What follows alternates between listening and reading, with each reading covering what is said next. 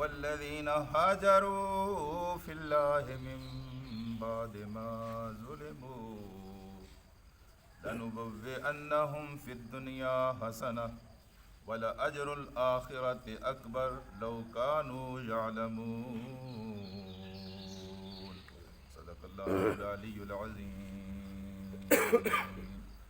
رفقائے محترم، یہ امت محمد ہے صلی اللہ علیہ وسلم، اور اس امت کو اللہ تبارک و تعالیٰ نے جب بھی کبھی عزت دی ہے وہ مال و دولت کی کثرت کی وجہ سے نہیں دی، وہ زیادہ عبادتوں کی وجہ سے نہیں دی، خانقاہوں کے اندر مراقبوں کی وجہ سے نہیں دی، بلکہ اس امت کو سب سے زیادہ عزت جس راستے سے ملی وہ دو راستے تھے، ایک ہجرت کا راستہ اور دوسرا جہاد کا راستہ۔ جب تک اس امت نے ان راستوں کو اختیار کیے رکھا، اللہ تبارک و تعالیٰ نے اس کو عزت بھی عطا کی، اس کو عظمت بھی عطا کی، اور اس کو کامیابی اور نصرت بھی عطا کی۔ ہم کہتے ہیں کہ قرآن مجید ایک ابدی کتاب ہے، اگر عزت و سعادت کا راستہ یہی ہے تو کیا آج بھی عزت و سعادت کا راستہ یہی ہے؟ اس کی کوئی مثال ہمارے پاس موجود ہے تو انسان کا دل خوش ہو جاتا ہے کہ قرآن حکیم نے جو ابدی اصول عطا کیے ہیں ان کی صداقتوں کی گواہی آج کا زمانہ بھی دے رہا ہے۔ آج کے زمانے میں بھی جن لوگوں نے ہجرت اور جہاد کا راستہ اختیار کیا ہے، اللہ تبارک و تعالیٰ نے عزتیں ان کو عطا کی۔ ہماری کوئی عزت ہے؟ ہم کوئی قوم ہیں؟ ہم کوئی ملک ہیں؟ اب دیکھیں تو ہمارا کیا حال ہے، ہم بھی مسلمان ہیں، ادھر قریب کے پڑوس میں یہ مجاہدین، یہ طالبان کے نام سے جو قوم آباد ہے یہ بھی مسلمان ہے جی۔ تو یہاں کے ایک عرب مجاہد کو، ایک عام مجاہد کو دنیا کی سپر طاقت کے مقابلے میں شمار کیا گیا ہے، اور اس کے مقابلے میں اس کا تذکرہ ہوتا رہا ہے۔ وہ اس دنیا سے چلا گیا ہے لیکن اس کا نام آج بھی ان کے لیے وحشت کی علامت ہے۔ وہ اللہ تبارک و تعالیٰ نے ان کو عزت عطا کی۔ تو عزت کے اس راستے کو چھوڑ کر ہم دوسرے راستے سے، جس طرح دوسری قومیں عزتیں تلاش کر رہی ہیں، ہم ان راستوں پر چل کر عزتیں تلاش کرنا چاہتے ہیں۔ امت محمد کو عزت ان راستوں پر چل کر نہیں مل سکتی، چاہے آپ کی سڑکیں شیشے کی بن جائیں، چاہے آپ کے گلی گلی میں کوئی کالج کھل جائے، یونیورسٹیاں کھل جائیں، آپ کا بچہ گریجویٹ بن جائے، مال و دولت کی کثرت آپ کے پاس موجود ہو، آپ کو عزت نہیں مل سکتی۔ عزت کا راستہ یہی ہے، ایک ہجرت کا راستہ اور دوسرا جہاد کا راستہ۔ نمازیں بھی ہوتی رہیں، ذکر و فکر کی محفلیں بھی لگتی رہیں، عبادتیں بھی ہوتی رہیں، لیکن اصلاً اللہ تبارک و تعالیٰ نے عزت جو عطا فرمائی ہے مسلمانوں کو وہ ہجرت کے راستے سے اور جہاد کے راستے سے عطا۔ میں یہ سوچ کر پریشان ہو رہا تھا کہ یہ دونوں چیزیں اس دور کے ہم جیسے مسلمانوں کو تو میسر نہیں ہیں، نہ ہجرت کی ہے نہ ہم نے جہاد کیا ہے۔ پتہ نہیں اللہ تعالیٰ نے اس نعمت سے ہمیں محروم کر دیا ہے۔ والذین ہاجروا، وہ لوگ جنہوں نے ہجرت کی، وجاہدوا، اور جنہوں نے جہاد کیا، وأوذوا فی سبیلی، اور میرے راستے میں جو اذیت دیے گئے ہیں جی، وقاتلوا وقتلوا، جنہوں نے قتل کیے اور جو قتل ہو گئے، یہ وہ لوگ ہیں، لأدخلنہم جنات تجری، ہم ان کو جنتوں میں داخل کریں گے اور ہم ان کی خطاؤں کو معاف کریں گے۔ اب یہ چیزیں ہماری زندگی میں تو نہیں ہیں، پاکستان کی امت کی زندگی میں یہ دونوں چیزیں نظر نہیں آتی۔ اور جس مرحلے پر نظر آئی تھیں، انہوں نے کچھ ہجرت کیا تھا، کچھ محنت کی تھی، تو اللہ تعالیٰ نے اس کے نتیجے میں یہ ملک بھی آپ کو عطا کر دیا۔ بے شمار ہجرتیں اس وقت ہوئی تو اللہ تعالیٰ نے آپ کو عزتیں عطا فرما دی۔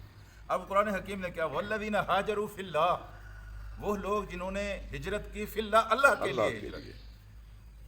جی، ہجرت صرف اور صرف ہجرت کا مطلب اللہ کی رضا، اللہ تبارک و تعالیٰ خوش ہو جائے، اللہ کے دین کی سربلندی کے لیے جنہوں نے ہجرت کی، من بعد با ظلم ہو، اس کے بعد کہ ان کے اوپر ظلم کیا گیا، جنہوں نے دین کے اوپر چل کر اپنے زندگی کو نظام ظلم کے لیے ناقابل برداشت بنا لیا، وہاں کا نظام ان کو برداشت نہیں کر پا رہا، بالآخر وہ یہاں سے نکل گیا۔ یہ اشارہ دراصل ہجرت حبشہ کی طرف ہے، جو پہلی ہجرت ہوئی، اہل ایمان جو وہاں سے منتقل ہو کر حبشہ کی طرف گئے، اس کی طرف اشارہ ہے۔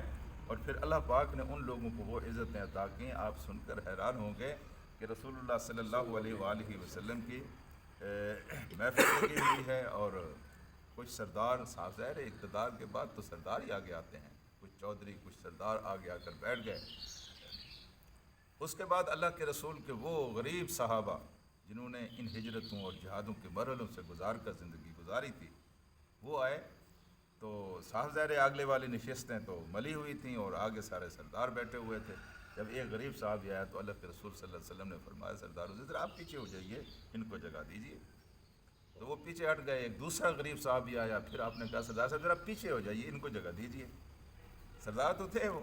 پھر وہ تیسرا آیا، غریب آتے گئے اور سردار پیچھے ہٹتے گئے، یہاں تک کہ پیچھے ہٹتے ہٹتے وہ جوتیوں کی جگہ پر جا کر بیٹھے، اور غریب لوگوں کو اور مہاجروں کو جنہوں نے اللہ کے راستے میں ہجرت عطا کی تھی، ان کو اللہ کے رسول نے آگے جگہ عطا کی۔ یہ عزت ملی ان کو، اور پھر اسی عزت کی وجہ سے اس وقت حضرات آج مدینہ ہمارے لیے مکے کے ساتھ ساتھ ملتا ہوا، بلکہ کچھ لوگ تو مدینے کو اس سے بھی زیادہ عزت عطا کرتے ہیں، ہاں جی۔ تو مدینے کو اللہ پاک نے وہ عزت عطا کی، حیران ہوتا ہے انسان۔ اس وقت مدینہ تو عام سی بستی تھی، یثرب اسے کہا جاتا تھا، اور یہ مصیبت کی جگہ بھی اس کا نام تھا۔ مصیبت کی جگہ اس لیے کہ اس کی آب و ہوا اس طرح کی تھی کہ یہاں اکثر لوگ جا کر بیمار ہو جایا کرتے تھے، اور اب بھی اس کا اثر تھوڑا بہت موجود ہے، تو وہاں جانا کوئی پسند ہی نہیں کرتا تھا۔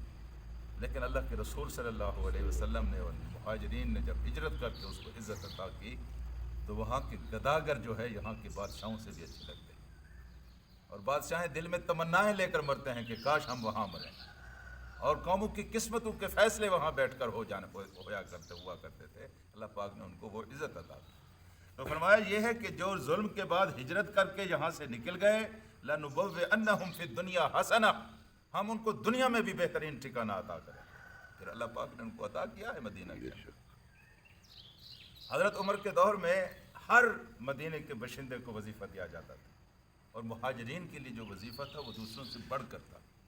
اور جب حضرت عمر رضی اللہ تعالیٰ عنہ ان مہاجرین کو وظیفہ دیتے تھے تو ان کے لیے دعا کرتے تھے کہ اللہ تبارک و تعالیٰ اس وظیفے میں آپ کے لیے برکت ڈالے، اور وہ آپ ساتھ فرماتے ہیں ھذا وعد اللہ، یہ اللہ کا وعدہ ہے جو اللہ تبارک و تعالیٰ نے پورا کر دیا۔ جی، یہ اللہ کا وعدہ ہے جو اللہ تبارک و تعالیٰ نے پورا کیا ہے، تمہیں بہترین ٹھکانہ عطا کیا ہے۔ اور وہ کوئی کام بھی نہیں کرتا تھا تو ایک رفاہی مملکت، یہ مدینہ کی ریاست کا نام لیتے ہیں، مدینہ کی ریاست میں ہر فرد کو وظیفہ ملتا تھا، اور خصوصاً مہاجرین کے لیے وظائف مقرر تھے جنہوں نے اللہ کے راستے میں جہاد کیا تھا، ان کی زندگی بڑی زبردست زندگی تھی۔ تو یہاں بھی یہی کہا گیا کہ اللہ پاک ان کو دنیا میں بھی حسنہ، بہترین عزت عطا کرے گا، اور پھر فرمایا والا اجر الآخرت اکبر، مومن کے نزدیک دنیا کا جتنا بھی بڑا اجر ہو اس کی کوئی قدر و قیمت نہیں ہے، اصل تو اجر الآخرت اکبر، آخرت کا اجر بڑا اجر ہے جو اللہ پاک نے ان لوگوں کے لیے تیار کر رکھا ہے۔ جی، آخرت کا اصل تو آخرت کا، یہی وہ میرے دوستو، آخرت کے اجر کی امید ہی ایک بندہ مومن کو میدان جہاد میں لے جاتی ہے۔ وہ اپنا سب کچھ وہاں تج دیتا ہے، اپنے گھر بار چھوڑ دیتا ہے، اپنی جان کو ہتھیلی پر رکھ کر اپنی گردن کٹوا دیتا ہے، اپنا خون بہا دیتا ہے۔ یہ آخرت کا اجر ہے، اصل تو یہ آخرت کا اجر ہے۔ اور پھر فرمایا لو کانوا یعلمون، اے کاش کہ تمہیں اس بات کا علم ہوتا، تمہیں یہ راز پتہ ہوتا کہ عزت اس میں رکھی ہوئی ہے، کرنسی کے نوٹوں میں عزت نہیں رکھی ہوئی، جائیدادوں کے اضافوں میں عزت نہیں رکھی ہوئی۔ اسلام کے ماننے والوں کے لیے عزت کے دو راستے ہیں، ایک ہجرت کا راستہ اور دوسرا جہاد کا۔ اللہم صلی علی سیدنا و مولانا محمد وعلی آل محمد کما صلیت علی ابراہیم وعلی آل ابراہیم انک حمید مجید۔ اللہم بارک علی محمد وعلی آل محمد کما بارکت علی ابراہیم وعلی آل ابراہیم انک حمید مجید۔ اے اللہ ہمارے گناہوں کو معاف فرما، اللہ پاک ہماری غلطیوں سے درگزر فرما، اللہ دنیا و آخرت کی بھلائیاں نصیب فرما، اللہ دنیا و آخرت کے ہر قسم کے نقصان سے محفوظ فرما، اللہ پاک خاتمہ ایمان پر فرما، مرتے وقت کلمہ طیبہ نصیب فرما۔ اللہ قبر آنے والی ہے، بہت مشکل ہے، اللہ ہماری قبر کو روشن اور منور فرما۔ اللہ تبارک و تعالیٰ منکر نکیر کے سوال و جواب میں ثابت قدم فرما، اللہ رسول اللہ صلی اللہ علیہ وسلم کی شفاعت عطا فرما۔ اللہ تبارک و تعالیٰ رزق حلال، پریشانیوں سے نجات، بیماریوں سے شفا نصیب فرما۔ اللہ پاک ہمارے والدین کی مغفرت فرما، اللہ پاک ہمارے بچوں کو نیک اور صالح بنا، اللہ پاک سعادت کی زندگی عطا فرما، اللہ پاک شہادت کی موت نصیب فرما۔